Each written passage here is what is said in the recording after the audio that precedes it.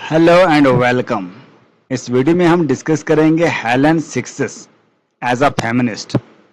ये 1937 में पैदा हुई और ये फ्रेंच फेमिनिस्ट राइटर थी, फिलोसफर थी, प्ले राइट थी, लिटरेरी थ्योरिस्ट थी और अपने पावरफुल कंट्रीब्यूशन जो उन्होंने पोस्ट स्ट्रक्चरलिस्ट फेमिनिज्म और जो दिए उसके लिए मानी जाती है। ये सोसाइटी का जो स्ट्रक्चर बना हुआ था फीमेल को सप्रेस करने का, सोशली कंस्ट्रक्टेड जो था, कल्चरली कंस्ट्रक्टेड जो था कि फीमेल जो है वो इंफीरियर है, मेल जो है सुपीरियर है, उसके ये खिलाफ थी। उसको डिकंस्ट्रक्ट करना चाहती थी और ये बताना चाहती थी कि female is equal to male. She is specially famous for her essay the laugh of the Medusa 1975। The laugh of the Medusa जो 1975 में इन्होंने पब्लिश किया है, हेलन सिक्सेस ने, इससे ये फेमस हुई एज अ फेमिनिस्ट। इसको बोला जाता है which is called on women to write their bodies. यहाँ पे हेलन सिक्सेस बोलती है कि वुमेन को अपनी बॉडीज के जरिए लिखना चाहिए। बॉडीज के जरिए मतलब she has to break the all social norms and culturally constructed dynamics and has to express herself through her body. Whatever she feels, whatever she experiences, she has to express through her writing or male dominated language and create their own ways of expression. अपनी expression जो उसने create करनी है। Helen Sixes believes that language and writing are controlled by men in a patriarchal society. As a result, women are excluded from expressing their true selves. बोलती है कि language society ये mail dominate कर रहा है और मेल ही इसको जो है चला रहा है, मगर फीमेल को जब एक्सक्लूड किया जाता है तो ये बड़ा गलत है।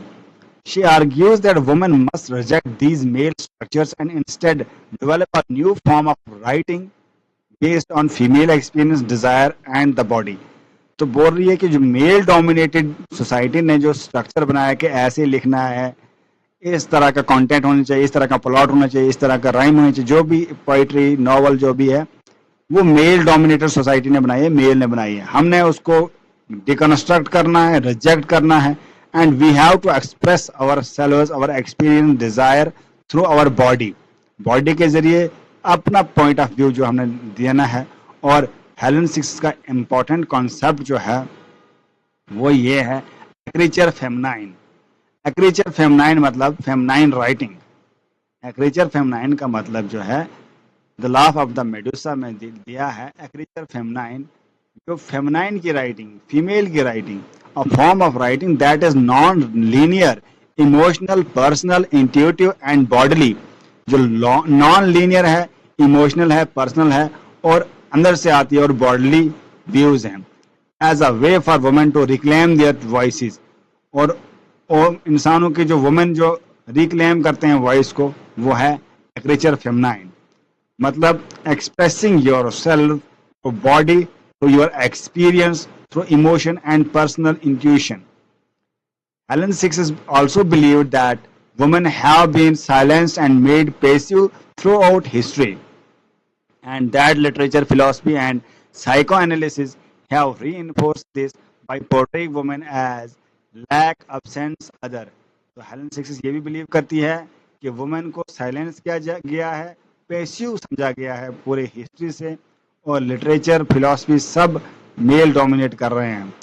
और बोलती है reinforce this by portraying women, women को बोलते हैं इसमें ये she is lacking something, she is absent, she is other। ये कौन बोलती है? हेलन सिक्सेस बोलती है। और इम्पॉर्टेंट फैक्ट्स इसके बारे में ये है कि the laugh of the Medusa 1975 में हेलन सिक्सेस ने लिखी है।